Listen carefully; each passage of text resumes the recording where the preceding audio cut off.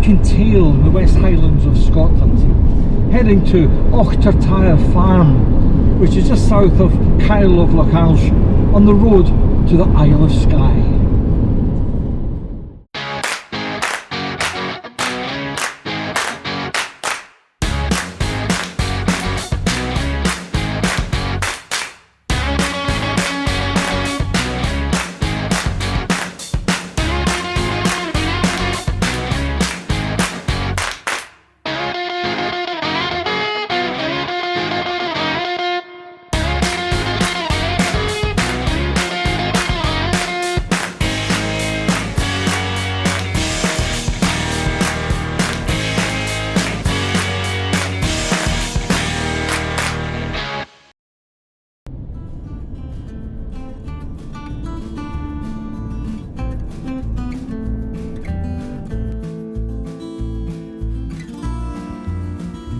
Auchtertyre Farm is a brand new Aire, a stopover point for campervans and motorhomes on the A87 just south of Kyle of Lochash and the Skye Bridge.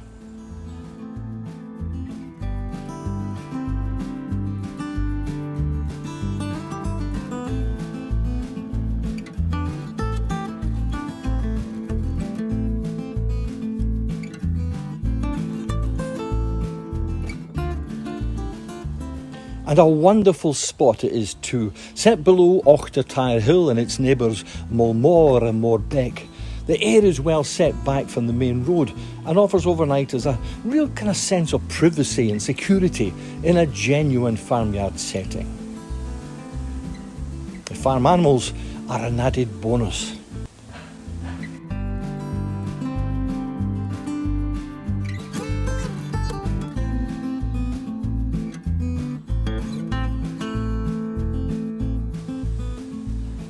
This is exactly the kind of overnight stopover I want to see more of in Scotland.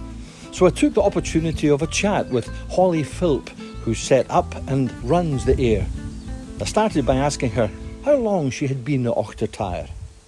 I've been here all my life, so that's 35 years. You don't have to tell me your age. It's okay. No, yeah, all my life, brought up here.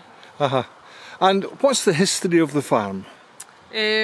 So we, for a long time, were breeding Highland ponies. Before that, we had sheep. The hill at the back of the farm used to be part of the holding, and at that point we were running 500 sheep here. That was sold off separately as a like a forestry enterprise now, at which point we turned to breeding Highland ponies. I was teaching people to ride, stock pigs, and poultry. That was it, really. And what made you decide to create an Aire?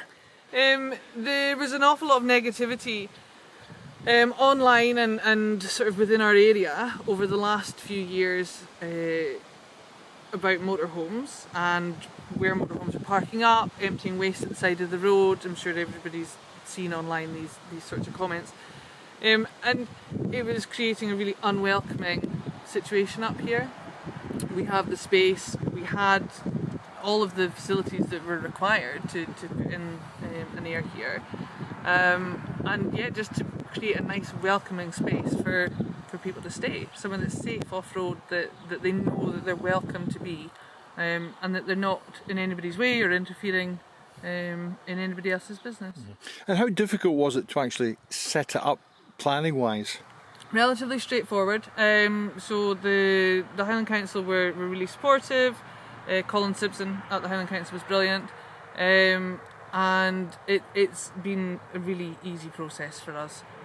We've made an application to Motorhome Fund for our exemption certificate, but apart from that, as I say, we had all of the physical infrastructure was already here, so we didn't have to go through any big changes or planning applications or anything like that. What sort of advice would you give to others who are maybe thinking of doing the same thing? I would say go for it.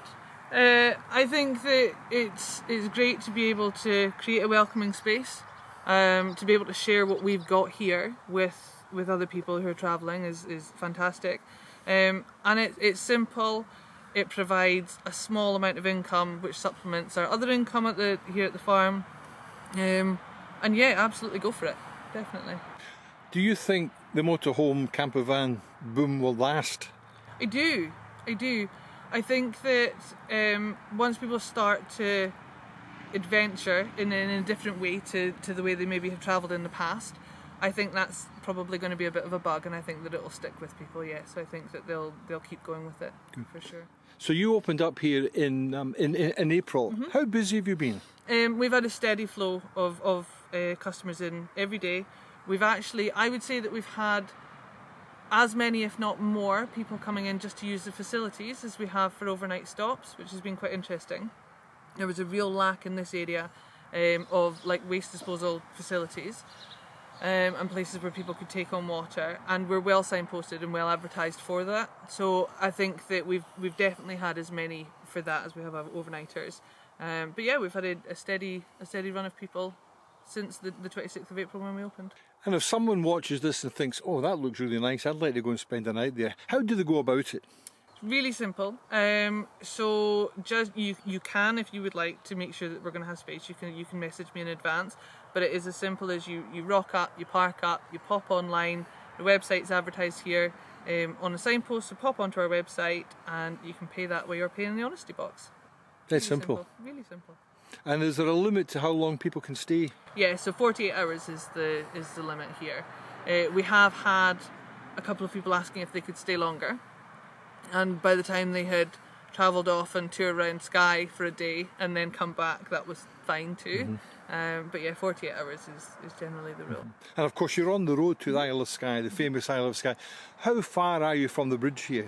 So we are 5 miles from here to the bridge to Skye. The A87, which is the main road to the island, is just down there. But it's quite peaceful, obviously. Set back enough from the road here that the traffic noise doesn't bother you, I don't think.